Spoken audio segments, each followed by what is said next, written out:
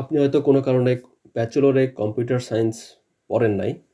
আপনি হয়তো বিবিএ বা অন্য কোনো ব্যাকগ্রাউন্ডে পড়াশোনা করছেন। আমি স্ট্যাটিস্টিক্স এবং ম্যাথমেটিক্সকে মেনশন করলাম না। এই ২ টা সাবজেক্ট আসলে খুবই ক্লোজ কম্পিউটার সায়েন্সের সাথে। তো আমি ধরে নিচ্ছি আপনি হয়তো কম্পিউটার সায়েন্স রিলেভেন্ট কোনো সাবজেক্টে না পড়ে আপনি হয়তো অন্য কোনো সাবজেক্টে পড়ছেন।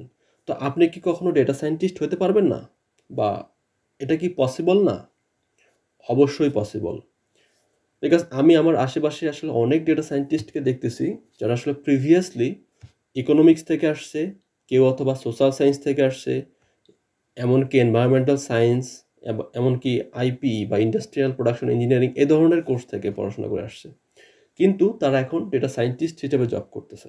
ওকে, সো গাইজ, আমার মনে হইলো যে আমার ছোট্ট অভিজ্ঞতা থেকে আসলে এই কথাগুলো শেয়ার করা উচিত, কারণ আমাদের মধ্যে অনেকেই আছি যারা আসলে এই ডটগুলোকে কানেক্ট করতে পারি না, যার জন্য দেখা যাচ্ছে যে হয়তোবা আমাদের পোটেনশিয়াল আছে, কিন্তু সঠিক গাইডলাইনের অভাবে আমরা হয়তো ভালো কিছু করতে পারতেছি না।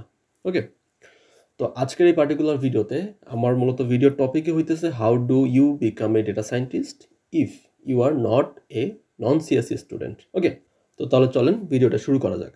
আসসালামু আলাইকুম এভরিওয়ান, আমি শাকিল। আমি যদি শুরুতেই বলি যে ভিডিওটা তাহলে কাদের জন্য, তাহলে ব্যাপারটা এরকম দাঁড়ায় যে যারা মূলত আসলে সিএস ব্যাকগ্রাউন্ডের না, মানে অন্য কোনো ব্যাকগ্রাউন্ডে পড়াশোনা করছে, সেটা হতে পারে ইকোনমিক্স, সোশ্যাল সায়েন্স বা অন্য কোনো ব্যাকগ্রাউন্ডের, কিন্তু তারা আসলে ডেটা সায়েন্স ফিল্ডে আগ্রহী। এই ভিডিওটা মূলত তাদের জন্য বেশি এফেক্টিভ।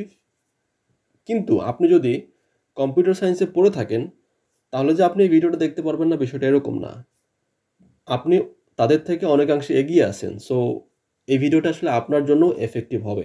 বাট আমি মূলত কথাগুলো বলবো যারা নন সিএসসি ব্যাকগ্রাউন্ডের, তাদের উদ্দেশ্যে। ওকে, তো এই ধরনের টিপস দিয়ে যদি আপনি একটা ফেসবুকে পোস্ট করেন কোনো গ্রুপে, দেখবেন অসংখ্য মানুষজন আপনাকে টিপস দিবে, বাট আসলে দেখা যাচ্ছে যে হয়তো এলোমেলো টিপস দিচ্ছে। অনেকে ভালো টিপস দেয়, এটা আমি অ্যাপ্রিসিয়েট করি অবশ্যই, বাট সবার টিপস নেওয়া যাবে না। ওকে, তো সবার টিপস যদি আপনি নেন, তাহলে আপনি হয়তো বা স্ট্যাক হয়ে যাবেন কোথাও গিয়ে। তো এটা করা যাবে না। টিপস নেওয়ার আগে দেখবেন যে আসলে কে টিপস আপনাকে দিচ্ছে, বা আসলেও আসলে এই ধরনের মানুষের টিপস আসলে আপনার নেওয়া উচিত কিনা। তো হাওবার আমি টিপস দিচ্ছি না, আমি এখানে আমার আশেপাশে কিছু ডেটা সায়েন্টিস্ট বা তাদের তারা কি বলে বা তাদের কথাগুলাকে আমি আসলে আপনাদেরকে জানাচ্ছি। সো আজকের এই পার্টিকুলার ভিডিওতে আমার মূলত টার্গেটই থাকবে যে নন সিএসসি ব্যাকগ্রাউন্ড হইলে আপনি কিভাবে ডেটা সায়েন্সে আসতে পারেন। ওকে, তো দেখেন, সবার শুরুতে আসবে হচ্ছে আপনাকে মানে কি কি শেখা লাগবে। দেখেন, আমরা সিএসসি নন সিএসসি কেন বলি, মানে এটা বলার রিজনটা কি? রিজনটা হইতেছে যে আমরা বাই ডিফল্ট ধরেই নেই যে যারা হচ্ছে সিএসসিতে পড়াশোনা করছে, ইট মিনস সে আসলে কিছু জানে। কি জানে? হয়তো কম্পিউটার সায়েন্স, প্রোগ্রামিং, তারপর হচ্ছে ডেটাবেস রিলেভেন্ট কনসেপ্ট, এই কনসেপ্টগুলো আসলে সে খুব ভালো জানে। তো যারা নন সিএসসি, আমরা ধরেই নিই যে যেহেতু সে নন সিএসসিতে পড়াশোনা করছে, তার মানে সে প্রোগ্রামিং জানে না, তাই না? এটাই তো ডিফারেন্স। এবং এবং এটা ছাড়াও আসলে কম্পিউটার সায়েন্স ব্যাকগ্রাউন্ডে পড়াশোনা করলে আরও অনেক কিছু শেখার আছে, বা অনেক কিছু আসলে অনেক রিলেভেন্ট ম্যাথমেটিক্স বা আদার্স কনসেপ্টগুলো আসলে শেখানো হয়। It's true. বাট এর মানে এটা না যে আপনি যদি সিএসসিতে না পড়েন তাহলে সেটা আপনি শিখতে পারবেন না। আপনি অবশ্যই শিখতে পারবেন। আপনি যদি সেলফ স্টাডি করেন, তবুও এটা আসলে শেখা সম্ভব। ওকে, তো কি শেখা লাগবে? এই কথাটা য যদি আসি, তার আগে আসলে আমার মানে আরেকটা প্রশ্ন আছে আপনার কাছে। সেটা হচ্ছে যে আপনি আসলে কি হইতে চান? তো দেখেন, আমি ডিটেইলসে একটু কথা বলি যে আপনি যদি ডেটা ফিল্ডে কাজ করতে চান, বা আপনি যদি ধরেই নেন যে আপনি ডেটা ফিল্ডে জব করবেন বা আপনার ক্যারিয়ার করবেন, তার মানে কি? অবশ্যই আপনি কোনো জবকে টার্গেট করবেন, তাই না? তো সবথেকে বুদ্ধিমানের কাজ হইতেছে যে একটা স্পেসিফিক জবকে টার্গেট করা। টার্গেট করে সেই অনুযায়ী আসলে মানে আগানো। ওকে? তো আপনি যদি র‍্যান্ডমলি যদি শিখতে থাকেন বা র‍্যান্ডমলি কাজ করতে থাকেন, তাহলে হচ্ছে আ জিনিসটা আসলে অপটিমাল হবে না। ঠিক আছে? যদি অপটিমাল ওয়েতে আগান, তাহলে কম সময়ে আপনি জব পাবেন। মানে স্পেসিফিক কিছু স্কিল আপনি গেইন করলে আপনি জব পাবেন। তো এন্ড অফ দ্য ডে যেটা হয়, আমরা সবাই আসলে জব খুঁজি। সো জব না পাওয়ার কারণে অনেকে আমরা হতাশ হয়ে যাই। সো এটা করা যাবে না। সো দ্যাট ১ম এই আপনাকে যেটা এনালাইসিস করতে হবে সেটা হচ্ছে যে আসলে জব মার্কেট কিভাবে চলতেছে, এবং জব মার্কেটে কি ধরনের স্কিল আ রিকোয়ার্ড। ওকে? সো এর জন্য সবথেকে ভালো হয় LinkedIn এ গিয়ে খোঁজা। জব সার্চ করবেন, করে খুঁজবেন। তো আমিও সেদিকে যাচ্ছি না। আমি এখানে বলতেছি আপনাদের সবকিছু। তো আপনারা পরবর্তীতে মিলাই নিতে পারেন, কোনো সমস্যা নেই। তো সবার আগে জানি যে কী ধরনের জব অ্যাভেলেবল। ওকে, তো ডেটা ফিল্ডে মূলত আসলে অনেক টাইপের জব অ্যাভেলেবল। তার মধ্যে হচ্ছে data analyst, BI analyst, junior data scientist, data engineer, machine learning engineer, then software engineer, machine learning, AI engineer. তো এগুলো সবই হইতেছে ডেটা রিলেভেন্ট জব। ওকে, তো এখানে একটা জিনিস বলে রাখা ভালো, আপনি যদি নন সিএসসি ব্যাকগ্রাউন্ডের হন, non CSC specifically for non CSC background, তাহলে আপনার আসলে এদিকে শুরুতেই আসা উচিত না। আমি মানে কিছু মানুষ আছে যারা আগের থেকে প্রোগ্রামিং খুব ভালো জানে, তাদের বিষয়টা আলাদা। বাট আপনি যদি নন সিএসসি হন তাহলে এটা বুদ্ধিমানের কাজ না, মানে ইন জেনারেল কথা বলতেছি আমি। আপনার আপনার বুদ্ধিমানের কাজ হবে আপনি যদি ডেটা অ্যানালিস্ট, বিআই অ্যানালিস্ট অথবা হচ্ছে জুনিয়র ডেটা সায়েন্টিস্ট এই ধরনের জবকে যদি ফোকাস করেন, স্পেসিফিকলি ডেটা অ্যানালিস্ট এই ধরনের জবকে যদি আপনি ফোকাস করেন, তাহলে আপনি খুব ফাস্ট জব পাবেন এবং খুব ফাস্ট আপনি ক্যারিয়ারে গ্রো করে আপনি আস্তে আস্তে আপনি ডেটা সায়েন্টিস্টের দিকে যেতে পারবেন। ওকে, আপনি যদি একবারে ডেটা সায়েন্টিস্টের জবকে ফোকাস করেন তাহলে আপনার জন্য অনেক ডিফিকাল্ট হয়ে যাবে, কারণ আপনার প্রিভিয়াস আসলে কম্পিউটার সায়েন্সের নলেজ অনেক কম। সো আপনি বাই ডিফল্ট পিছিয়ে যাবেন। ওকে, আর ডেটা সায়েন্টিস্ট আসলে জব পজিশনটাও আসলে মানে একবারে বিগিনার লেভেলের না, টু বি অনেস্ট। এটা আসলে একটু অ্যাডভান্স লেভেলের জব, মানে অ্যাটলিস্ট আপনার 2 ইয়ার্স জব এক্সপিরিয়েন্স থাকলে ভালো হয়, 2 বা 5 ইয়ার্স হিসাবে। যদি আপনি ডেটা অ্যানালিস্ট হিসেবে যদি কোথাও জব করেন, তারপরে 2 ইয়ার্স বা 3 ইয়ার্স বা 5 ইয়ার্স পরে আসলে ডেটা সায়েন্টিস্ট যদি আপনি পজিশনের জন্য অ্যাপ্লাই করেন, সেটা আসলে বেটার, বা আপনার অ্যাকসেপ্টেন্স রেটটা আসলে বেশি সেক্ষেত্রে। ওকে, সো অ্যাজ এ বিগিনার আপনার আসলে ফোকাস করা উচিত প্রথম 4টে জবের যে কোনো একটা। ওকে, প্রথম 4টে জবের তেমন কোনো ডিফারেন্স নাই এখানে, আমি আসতেছি ধাপে ধাপে। তো আমি ধরে নিচ্ছি আপনি নন সিএসসি ব্যাকগ্রাউন্ডের এবং আপনি 4টা জবকে ফোকাস করতেছেন। সেক্ষেত্রে কী কী শেখা লাগবে এটা হচ্ছে ইম্পর্ট্যান্ট বিষয়। পরে আসতেছি কীভাবে শেখা লাগবে এবং রিসোর্স নিয়ে কথা বলতেছি। তো কী কী শিখবেন দেখেন, আসলে ডেটা ফিল্ডে একটা কমন ইন্টারেস্টিং জিনিস আছে, যেটা হচ্ছে যে মূলত আপনি ডেটা ফিল্ডে মানে যা কাজই করেন না কেন, আপনাকে অবশ্যই এসকিউএল শিখতে হবে, পাইথন শিখতে হবে, মানে এটা লাগবেই আপনার। এই দুইটা যদি আপনি না জানেন তাহলে আপনি এই ফিল্ডে কখনোই ভালো করতে পারবেন না, আপনি কাজই করতে পারবেন না। আপনি কাজ করতে গেলে অবশ্যই আপনার এসকিউএল এবং পাইথন লাগবেই। অ্যান্ড পাশাপাশি যেহেতু আমি ডেটা অ্যানালিস্ট বা বিআই অ্যানালিস্টের জব নিয়ে কথা বলতেছি for non CSC background student, so এক্ষেত্রে কয়েকটা জিনিস ইম্পর্টেন্ট। ডেটা অ্যানালিস্ট বা বিআই অ্যানালিস্টের জন্য সবার আগে ইম্পর্টেন্ট হচ্ছে এক্সেল। ওকে, এক্সেল। ওকে, সো এক্সেল আপনি খুব ভালোভাবে শিখবেন। এক্সেলের অনেক ফাংশনালিটিস আছে, ঠিক আছে? সেই ফাংশনালিটিসগুলো আপনি শিখে নেবেন। এটা বেসিক এক্সেল না, এক্সেলে আসলে অনেক কিছু আছে, ব্যাপার আছে, পিভট টেবিল, পাওয়ার কোয়েরি, সো অনেক কিছু ব্যাপার আছে। আপনি এটা হয়তো বা আপনি সার্চ করলে বুঝতে পারবেন। সো এক্সেল খুব ভালোভাবে শিখবেন।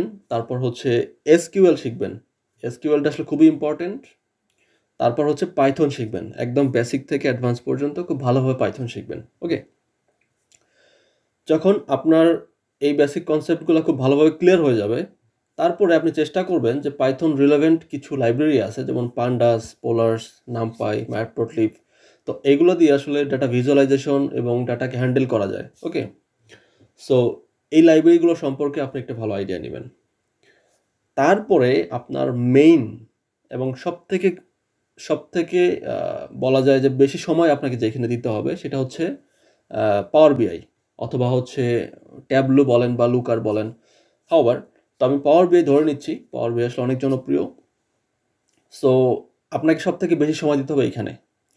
So data modelling, data visualisation, ডাটাকে প্রসেসিং, সো এই যে কাজগুলা আপনি যত ভালো হবেন, আপনার দেখা যাচ্ছে যে আপনার অ্যানালিটিক্যাল যে মাইন্ডসেট, তার উপর বেস করে আপনি যে ড্যাশবোর্ড তৈরি করবেন বা আপনি যে রিপোর্টটা আপনি সাবমিট করবেন আপনার স্টেক হোল্ডারের কাছে, সেটা তত বেশি অ্যাট্রাকটিভ হবে এবং তত বেশি ইনফরমেটিভ হবে। ওকে, সো দ্যাট আসলে পাওয়ার বিআই নিয়ে আসলে অনেক সময় দেওয়া উচিত বা অনেক স্টাডি করা উচিত এবং বেশি বেশি করে প্রজেক্ট করা উচিত। ওকে, সো এটা আসলে আপনার মেইন, বলা যায় যে মেইন যে স্কিলগুলো, সেই মেইন স্কিলগুলোর মধ্যে আসলে একটা পাওয়ার বিআই বা আদার্স যে টুলগুলো আছে সেইগুলো।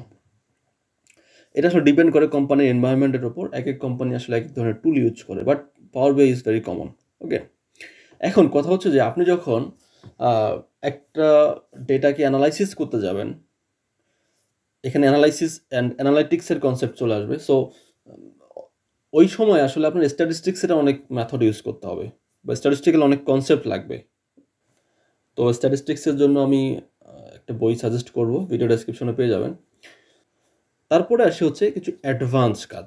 অ্যাডভান্স মানে হচ্ছে ডেটা ট্রেন অ্যানালাইসিস করা, তারপর হচ্ছে ডেটা অ্যানালাইটিক্সের যে কাজগুলা। সো এই অ্যানালাইটিক্স বা ট্রেন অ্যানালাইসিস এই ধরনের কাজ করতে গেলে আপনাকে তখন আসলে মেশিন লার্নিংয়ের কিছু বেসিক কনসেপ্ট এখানে চলে আসবে, সো দ্যাট আপনি মেশিন লার্নিংয়ের যে বেসিক কনসেপ্টগুলো, সেই কনসেপ্টগুলো আপনি শিখে নিতে পারেন। ওকে, সো সাইকিট লার্ন দিয়ে কীভাবে মেশিন লার্নিং অ্যালগোরিদমকে ইমপ্লিমেন্ট করা যায়, এটা আসলে ভালো, অবশ্যই ভালো, বাট সব জবে আসলে এটা রিকোয়ার্ড না।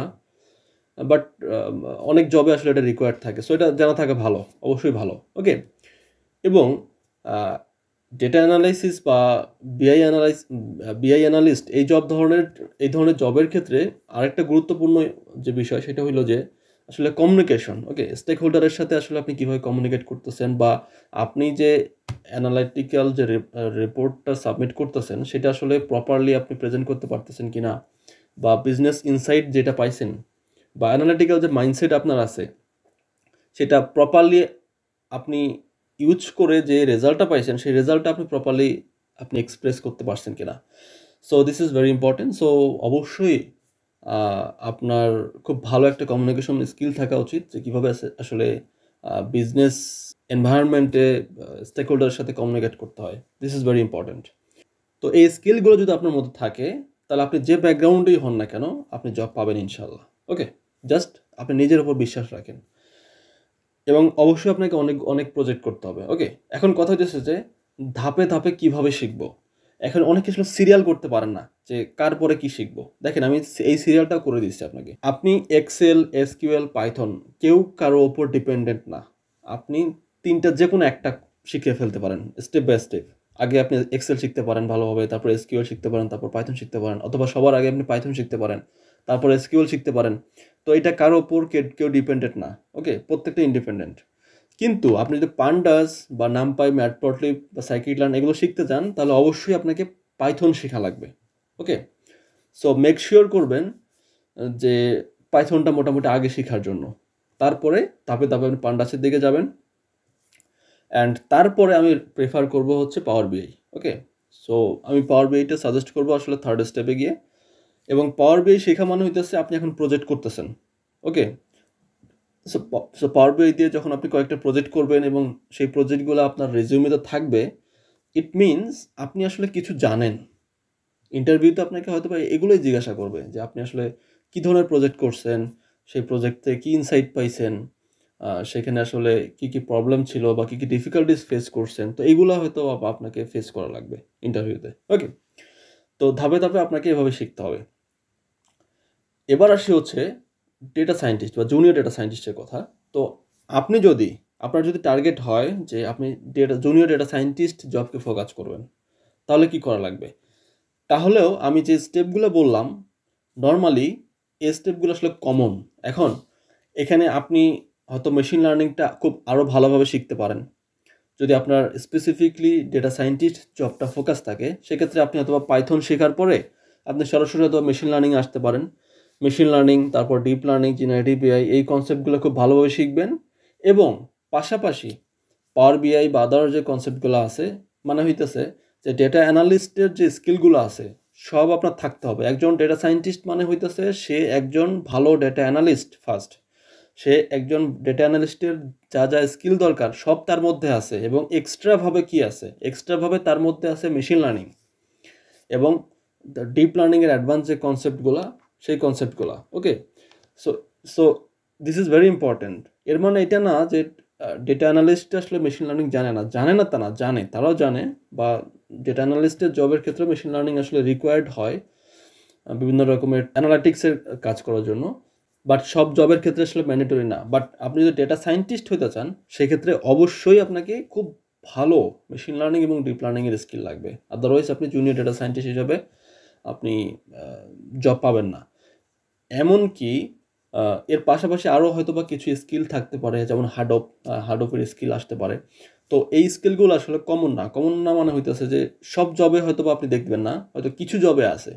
বাট আমি যে স্কিলগুলো নিয়ে কথা বললাম, এই স্কিলগুলো হচ্ছে কমন, অ্যাটলিস্ট 60-70% জবে দেখবেন যে এই স্কিলগুলোই চাইতেছে। ওকে, আর বাকি কোম্পানি টু কোম্পানি তো অনেক কিছু আসলে ভ্যারি করে, সো আসলে 100% আসলে এটা বলা পসিবল না যে এই ধরনের স্কিলগুলো থাকলেই আপনি এই জবটা পাবেন। সো এটা আসলে বলা কখনোই পসিবল না। অনেকে আসলে ডেটা সায়েন্টিস্ট হায়ার করার পরে হয়তোবা তারা আসলে কাজ করে ডেটা অ্যানালিস্টের কাজ। তারা হয়তোবা অনেক সময় দেখা যাচ্ছে মেশিন লার্নিংয়ের কোনো কাজই করে না। এটা হয়। আবার অনেকেই আছে যে ডেটা অ্যানালিস্ট হায়ার করছে, বাট কাজ করাইতেছে data engineering plus data analyst, মানে একজনকে দিয়ে 2-3 জনে কাজ করাইতেছে। সো এটা আসলে কোম্পানির উপর ডিপেন্ড করে, বা আপনি যেখানে কাজ করবেন তার উপর ডিপেন্ড করতেছে। ওকে, তো এখন কথা বলবো আমি হচ্ছে রিসোর্স নিয়ে। তো আপনি আসলে কোথায় থেকে এই স্কিলগুলো শিখতে পারেন? দেখেন, আপনি যদি ইউটিউবে যান, ইউটিউবে আসলে অনেক রিসোর্স আছে। অথবা আপনি যদি কোনো পেইড কোর্স লিখে সার্চ করেন, সেক্ষেত্রেও দেখবেন যে অনেক টাইপের কোর্স আছে। বাট আপনি যদি স্পেসিফিকলি আমাদের চ্যানেল থেকে শিখতে চান, সেক্ষেত্রে আমি আপনাদেরকে কিছু কোর্স সাজেস্ট করতে পারি। আপনি যদি অন্য কোনো প্লেস থেকে শিখতে চান, সেটা আপ টু ইউ, কোনো সমস্যা নেই। আপনি যেখান থেকে শিখেন না কেন, আপনার এই স্কিলগুলো শিখলেই হচ্ছে। তো আমাদের এখানে যদি ইউটিউবে আসেন, ফ্রি রিসোর্স নিয়ে কথা বলি, এখানে আপনি পাইথনের একটা ভালো রিসোর্স আছে এখানে। আপনি এখান থেকে পাইথন শিখতে পারেন, এবং এসকিউএল দেখেন, আপনি হচ্ছে পান্ডাস বলেন, তারপর বেসিক স্ট্যাটিস্টিক্স বলেন, এগুলো এখানে পাবেন। ওকে, এমনকি মেশিন লার্নিংয়ের বা ডিপ লার্নিংয়ের ভিডিও এখানে অ্যাভেলেবল আছে। ওকে, বাট স্পেসিফিকলি যদি আপনি বলেন যে আপনি খুবই অ্যাডভান্স লেভেলের পাইথন শিখবেন, অথবা হচ্ছে যে আপনি পাওয়ার বিআই খুব ভালো নলেজ গ্যাদার করবেন, সেক্ষেত্রে আমি রেকমেন্ড করব আমাদের একটা পেইড কোর্স আছে। এই কোর্সটা যদি আপনি অ্যাফোর্ড করতে পারেন, সবার জন্য না, যারা অ্যাফোর্ড করতে পারবে তাদের জন্য, তো সেক্ষেত্রে আপনি বিকাম এ পাইথন ডেভেলপার এই কোর্সটা ফলো করতে পারেন পাইথনের জন্য। এবং স্পেসিফিকলি কমপ্লিট ডেটা অ্যানালাইসিসের জন্য আমাদের এই 50 ঘন্টা একটা কোর্স আছে। এই কোর্সটা আছে, সেটা হচ্ছে ডেটা অ্যানালাইসিস স্পেশালাইজেশন। তো এই কোর্সটা মূলত আসলে কমপ্লিট ডেটা অ্যানালিস্টের একটা কোর্স। অ্যান্ড আপনার যদি টার্গেট থাকে হচ্ছে বিগ ডেটার যে টেকনোলজিগুলো আছে, যেমন হার্ডওপ আছে, তারপর হইতেছে আদার্স যে টুলগুলো আছে, যে টুলগুলোর মাধ্যমে বিগ ডেটাকে ডিল করা যায়, তো এর জন্য রয়েছে become a big data engineer এই কোর্সটা।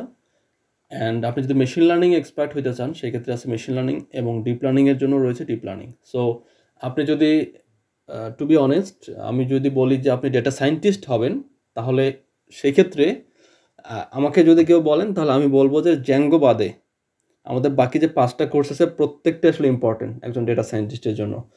সো আপ টু ইউ, আপনি আসলে কোথা থেকে শিখবেন, কিভাবে শিখবেন, বাট আপনি এই মডিউলগুলো ফলো করতে পারেন।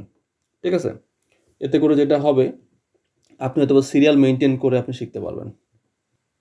তো আপনার যদি অন্য কোনো জায়গায় ইন্টারেস্ট থাকে, বা অন্য কোনো টপিকের উপর ভিডিও দেখতে চান, সেক্ষেত্রে আপনি কমেন্টে জানাতে পারেন। আমি চেষ্টা করব সেই টপিকের উপর ভিডিও তৈরি করার জন্য। এবং আমি আরও কিছু ইম্পর্টেন্ট ভিডিও কমেন্টে দিয়ে দেবো, সেখান থেকে আপনারা দেখে নিতে পারেন। এবং আজকে যে স্লাইড নিয়ে কথা বললাম, সেই স্লাইডটা আসলে এখানে আছে, এই লিঙ্কটাও আমি দিয়ে দিব, আপনারা সেখান থেকে ডাউনলোড করতে পারেন। ওকে, তো তাহলে নেক্সট ভিডিওতে আবার দেখা হচ্ছে ইনশাল্লাহ। সে পর্যন্ত ভালো থাকবেন। আসসালামু আলাইকুম।